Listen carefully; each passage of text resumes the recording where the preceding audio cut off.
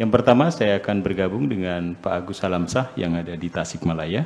Karena ini beliau sudah raise hand. Silakan Pak Agus Alamsah di Tasikmalaya. Assalamualaikum warahmatullahi wabarakatuh. Waalaikumsalam. Terima kasih kesempatannya. Izin Bu ya, saya ingin barangkali sedikit menyampaikan bahwa ternyata yang sedikit kemarin saya tanyakan, siapa yang Allah puja dan cemburu itu ternyata kepada kekasihnya ya Bu ya, bukan ke asal sembarang orang gitu ya. Dia harus jadi kekasih dulu untuk dicemburui ya. Yang kedua pertanyaan saya barangkali ingin tanggapan Bu ya, bahwa seringkali ketika Bu ya nerangkan esensi hidup ini, kehidupan ini adalah persis dalam satu konsep irodah ya Bu ya, bahwa diciptakan Tuhan, dimatikan Tuhan, tapi kadang pikiran saya seperti ada di pikiran Mu'tazilah nih Bu ya. Ingin tanggapan Bu ya, relevansinya apa Bu ya dengan kehadiran ibu bapak kita? Walaupun Bu ya sering mengelakari bahwa hidupmu tuh jadimu tuh gara-gara lejat-lejatan orang tua, bukan begitu. Nah, kalau persepsi yang sering dianalogikan Bu ya adalah saya lahir dari ini tidak diibutin gitu ya Bu ya. Matinya juga nanti seperti itu. Bagaimana relasinya dengan kehadiran ibu bapak kita Bu ya, relasinya, hubungannya gitu ya, tanggapannya. Terus yang jadi pikiran saya juga ngalir liar juga Bu ya, kalau semua sudah dalam konsep irodah Tuhan Bu ya, lantas korelasinya apa dengan banyak perintah Tuhan, bahwa kita aqimis sholah wa atu zakat, itu banyak perintah, waqtisimu bihablillah. Nah, saya ingin paparan saja barangkali untuk menenangkan, meneguhkan Bu ya, bahwa di satu sisi kita sudah dalam satu konsep irodah, kalau Bu ya sering beranalogi tidak lahir dari ibu tin tuh. Tapi di sisi lain saya ingin dapat jawaban bahwa kan kita nih dikasih fasilitas berpikir ya, untuk menentukan barangkali untuk kalau pikiran ini barangkali untuk kepentingan apa gitu, kalau sudah semua konsep yang kita jadikan ini dalam satu konsep kodo Tuhan. Barangkali seperti itu, hanya ingin tanggapan Bu ya, biar saya tidak Mu'tazilah terus barangkali.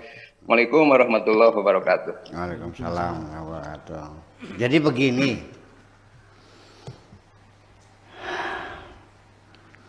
Allah menciptakan alam semesta. Innama amruhu idza arada syai'an an yaqula lahu kun fayakun. Selesai. Tetapi prosesnya kenapa visit tati ayam? 6 dekade. Bukan hari ya, dekade itu 3 masa.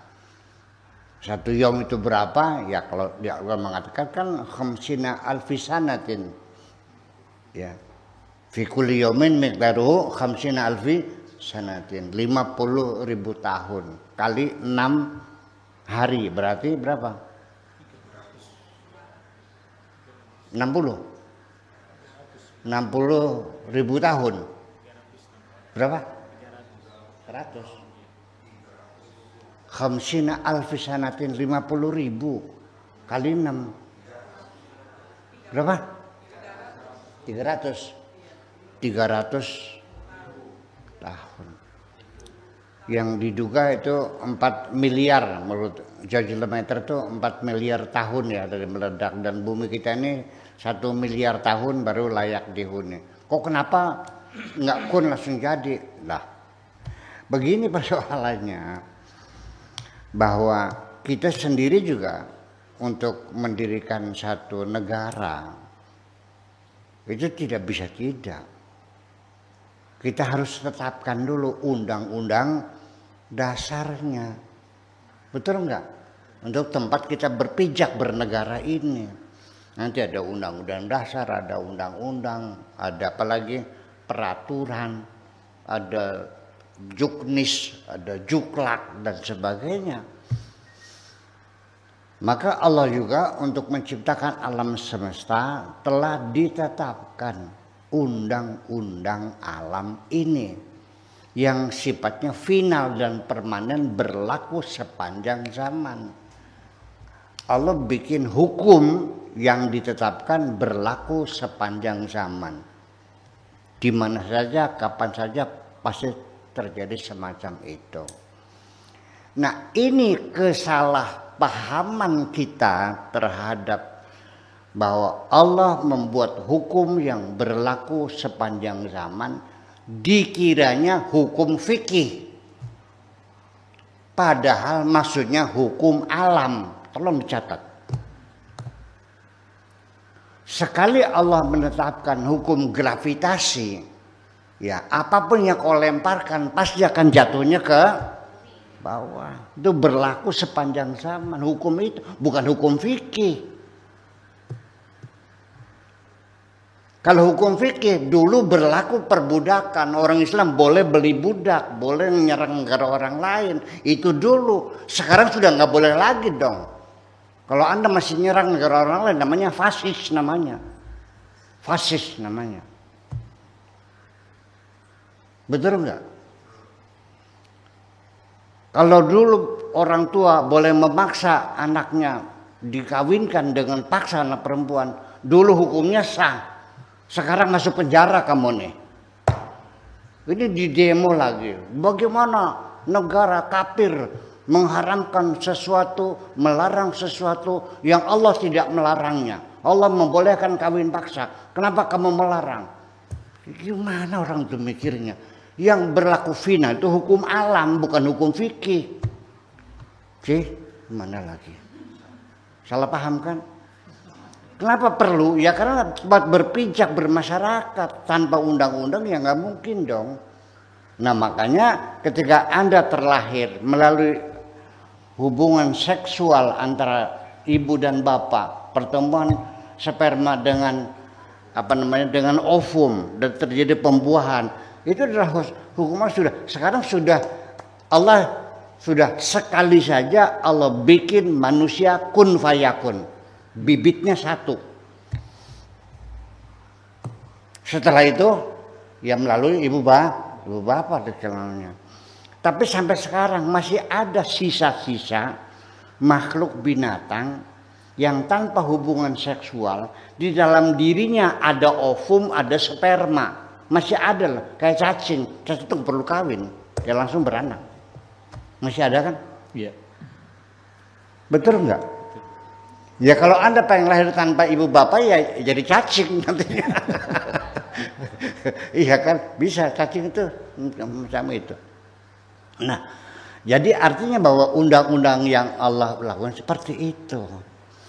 Makanya hukum kausalita, reasoning itu selalu dituntut dalam semua peristiwa. Mengapa terjadi demikian? Apa sebabnya? Bagaimana punya? Itu adalah hukum alam yang terjadi. Logam ketika dipanaskan dia pasti mengembang. Panas lagi, yang mengembang lagi. Ganti besi, yang mengembang juga. Timah, yang mengembang juga. Perak, semua logam dipanaskan dia akan mengembang. Akan terjadi perenggangan antara atom-atom yang ada di dalamnya.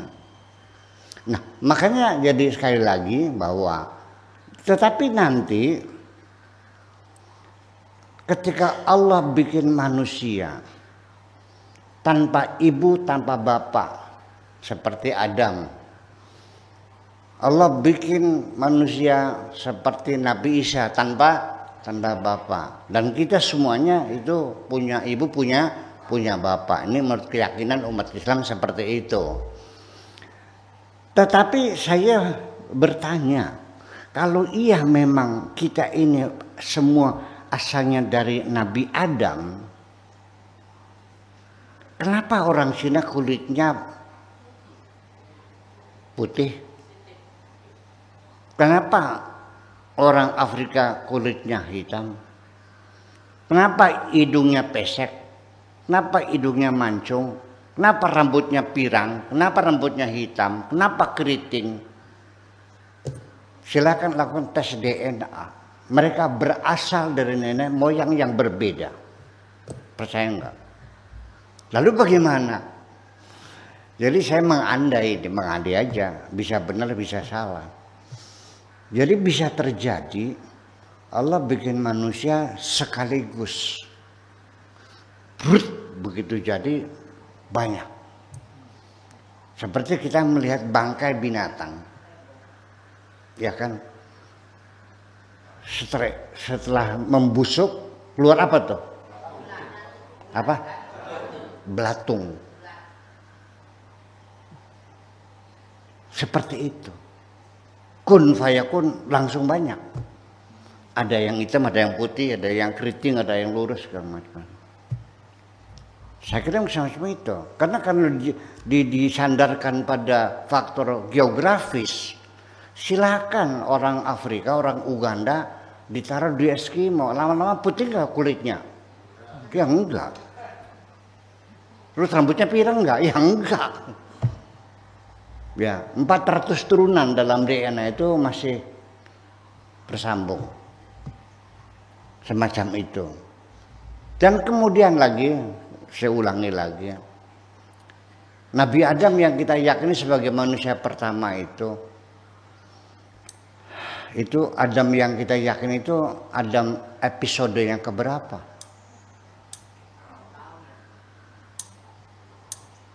Sebelum Allah bikin Adam yang disebutkan dalam Al-Quran dan istri namanya Hawa, sebelum bikin Adam, sebelum Big Bang, sebelumnya lagi ada apa? Apakah Allah sendirian bertriliun tahun sendirian tanpa siapapun? Dan nanti setelah kiamat, apakah sudah selesai Allah pensiun, tidak mencipta lagi? Sudah tinggal manyun aja, ngeliat orang di sorga selamanya, tertawa terbahak-bahak, Allah manyun selamanya, melihat orang di neraka yang menjerit-jerit setiap sudah selesai gitu aja. Selesai. Allah pensiun. Atau Allah akan menciptakan lagi? Coba kita berimajinasi. Isyaratnya kan jelas bahwa sifat wazan isim fa'il lil mubalaghah namanya khalaq, itu artinya selalu mencipta lagi. Itu fa'al. Kalau sekedar mencipta itu khaliqun, ghafirun, memaafkan sekali. Tapi kalau selalu memaafkan namanya Ghaffar. Nanti ada Adam lagi. Ya nanti akan ada Adam lagi. Manusia pertama lagi. Dan terus sampai kapan? Ya tidak akan pernah selesai. Tuhanku tidak pernah selesai. Dan tidak berpenghujung. Selesai. Kalau Anda meyakini Tuhan mau pensiun, ya mangga silakan. Tapi Tuhanku nggak pernah pensiun kok. Percaya nggak? Ya ini kan persepsi kita berbeda. Tuhan yang berawal dari mulai Adam sampai kiamat, setelah itu sudah nganggur. Itu yang jadi persoalan. Jadi ketika kita ditetapkan sebagai manusia setelah proses kejadian awal, ya kita tidak akan pernah menyimpang, ya harus ketemu ibu dan bapak. Ada terjadi seorang perempuan dalam keadaan perawan, dia hamil. Dokternya bingung, kamu masih perawan kok bisa hamil? Iya. Apa masih mungkin akan ada Adam baru lagi? Atau orang lahir tanpa bapak lagi? Tidak, enggak. Akhirnya dipastikan oleh dokter, kamu pernah berhubungan dengan lelaki. Terus kata perempuan, saya tidak pernah berhubungan, tidak pernah vagina saya dipenetrasi oleh laki siapapun. Dipenetrasi, disogok ya, belum pernah disogok oleh siapapun, oleh penis laki-laki. Tapi kamu petting nggak? Oh iya pernah petting. Petting itu digosok-gosokkan di luarnya aja. Ketika sperma keluar, ejakulasi, dia sedang masa subur, sperma itu masuk, terjadi pembuahan, tapi masih tetap perawan. Ini kan jadi cerita ini kan jadi ngacong aja. Artinya semuanya berdasarkan hukum alam. Jadi artinya Dari sejak berdirinya negara saja itu ditetapkan undang-undangnya begini, presidennya ini, menterinya ini, ya kan, batas wilayahnya ini. Apalagi Tuhan bikin alam semesta, masa sporadis? Masa Allah mau bikin sandiwara, laibun walahun, sandiwara dunia ini? Kita suruh naik panggung, terus suruh mengambil peran masing-masing. Lakon apa yang mau ditampilkan? Ini semuanya suruh naik ke panggung, main apa terserah kamu, pilih peran sebagai apa, mau jadi raja silakan. Apa lakonnya? Kacau balau enggak? Nah, saya seorang sutradara akan menetapkan Pak Profesor Dedi yang jadi raja. Nah, nanti Perdana Menterinya Kang Benu, betul enggak? Menjadi Menteri Pertahanannya Pak Afkar. Kamu jadi tukang becanya, kamu tukang masaknya, kamu jadi gundiknya dan sebagainya. Itu sudah saya tetapkan, baru terjadi lakonnya. Sadar nggak begitu? Jadi kita diberi peran oleh Tuhan, apapun perannya, terima saja. Wa qaulu sami'na wa ata'na ghufranaka rabbana wa ilaikal masir. Kamu jadi gundiknya, mangga silakan. Kamu jadi copet ya, mangga silakan. Jadilah engkau copet yang budiman. Copet yang budiman kan nyopet uang. Nah, kalau di dalam dompetnya ada KTP, ada apa lagi? Ada BPJS, ada ya kembalikan dong. Yang diambil duitnya aja. Ada nggak copet begitu? Ada yang bisa terjadi aja. Iya. Saya di Perancis itu dompetnya dicopet selagi melihat apa Istana Versailles di sana, gendong anak saya, tasnya saya cangkin terbuka gitu, tiba-tiba sampai selesai mau naik taksi, dompetnya hilang.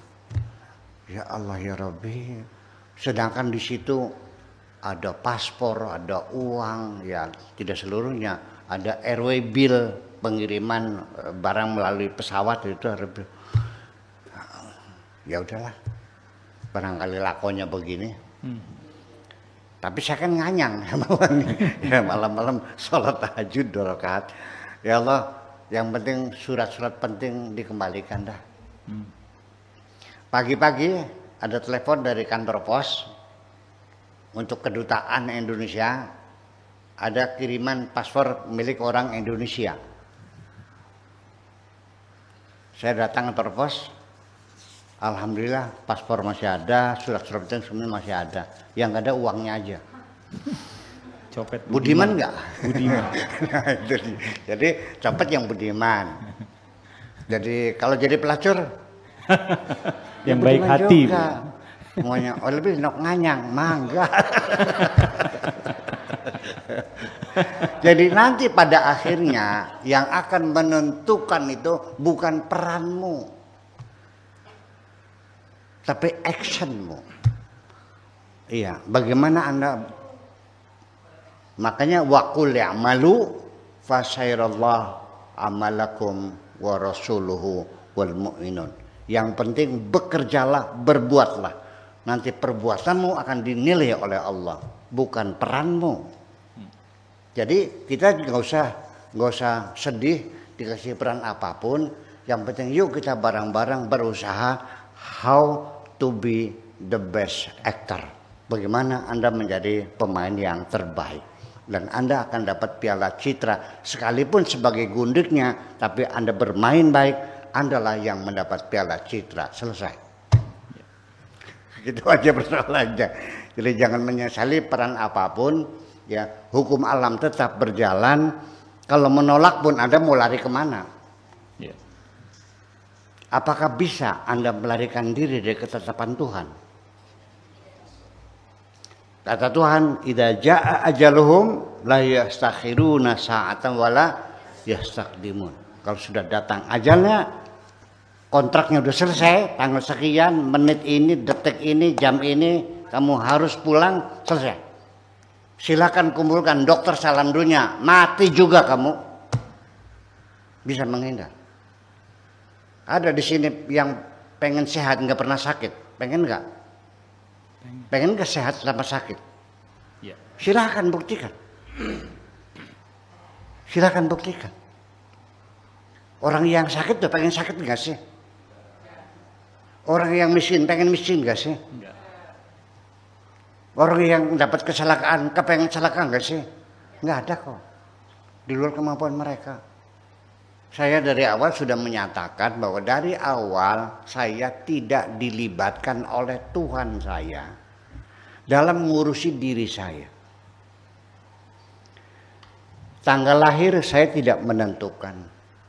Ibu yang melahirkan saya juga saya tidak mengusulkan harinya, jamnya, tahunnya. Bukan usulan saya. Saya ujuk-ujuk hadir di luar, tidak dilibatkan kok. Saya tidak pernah mengisi formulir daftar kehadiran di bumi, belum pernah kok. Kalau saya diboleh milih, saya minta keluarin dari perutnya Ibu Tin. Jujur aja, kalau diizinkan. Tapi saya nggak milih kok, keluar dari perutnya Ibu Jenab. Itu juga alhamdulillah Ibu Jenab punya sawahnya banyak ya. Iya, kalau ibu saya orang miskin ya mungkin saya seperti apa. Ya, sampai berapa banyak oksigen yang diserap oleh paru-paru kita dan dimasukkan dalam darah kita, saya tidak terlibat. Kemudian darah saya dipompa oleh jantung saya, mengalir ke seluruh tubuh saya, membawa oksigen yang dimasukkan oleh paru-paru, juga tidak dilibatkan. Rambut saya juga panjang, tidak dilibatkan. Percaya atau tidak? Sampai nanti kematianku pun aku tidak boleh melibatkan diri. Tidak boleh manusia ikut serta mengakhiri kehidupannya. Boleh nggak saya minum racun? Nggak boleh. Boleh nggak saya beli tambang gantung? Jadi gimana? Sikap beragama, ya Allah silakan matikan aku dengan cara apapun, engkau yang menentukan. Kalau aku mati ketabrak, silakan. Kalau kena kanker, Silakan. tenggelam, terbakar, Silakan. peruntuhan rumah, serahkan semuanya pada Allah. Kau terima. Begitu engkau pergi pasar beli tambang, kau gantung dirimu, engkau mati kafir. Itulah kepasrahan total kepada kita. Dan kita tidak berdaya. Makanya kunci surga itu la haula wala quwata. Kita ini tidak punya apa-apa dan tidak bisa apa-apa. Manusia tidak berhak untuk menghabisi nyawa, menghilangkan nyawa. Itu Allah yang menentukan. Ini orang Australia yang kamu sebut orang kafir. Betul nggak? Ya. Yang sering kamu tuding kafir. Di sana para dokter mengajukan usulan kepada pemerintah, disampaikan kepada parlemen, masalah pertimbangan kemanusiaan. Bahwa banyak pasien yang tidak ada harapan hidup, kankernya sudah stadium 4, berkepanjangan penderitaannya, bertahun-tahun menderita. Orang-orang yang penyakit tuberkulos, penyakit cacat bawaan, ya, penderitaan seumur hidup, tanpa tangan, tanpa kaki. Ya, makanya dari selang seumur umur, kasihan. Ya, minta izin kepada pemerintah untuk disuntik mati saja daripada penderitaan yang berkepanjangan. Manusiawi enggak? Ditolak oleh parlemennya. Ditolak. Manusia tidak berhak menghilangkan nyawa dalam kondisi apapun. Kafir kan? Kafir kan? Iya. Itu persoalannya. Jadi ya kita serang pada Tuhan. Saya kira ini perlu menjadi perhatian kita ya, bahwa ternyata nyawa di negara-negara yang Islam atau yang masih Islam, harganya kok murah banget sih. Betul nggak? Kamu di Eropa nabrak orang, cacat, bangkrut seumur hidup. Anda harus menanggung biaya hidup orang yang cacat itu seumur hidup. Ya kenapa? Itu yang jadi persoalan. Jadi persoalan ketuhanan itu seperti apa? Ya seperti inilah namanya hukum alam.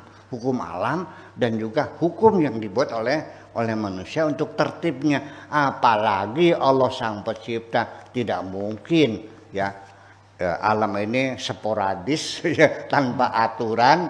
Dan itulah makanya yang penting terima sajalah apa yang menjadi keputusan Tuhan. Kalau lagi senang ya bersyukurlah, kalau lagi susah bersabar. Ya bersabarlah.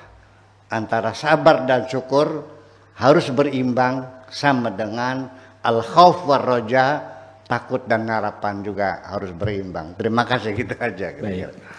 Ya, demikian Pak Agus Alamsyah di Tasikmalaya. Demikian relasi iradah dan perintah Tuhan. Tadi Buya sudah menjelaskan begitu panjang lebar. Mudah-mudahan semuanya menjadi pengetahuan buat kita semuanya.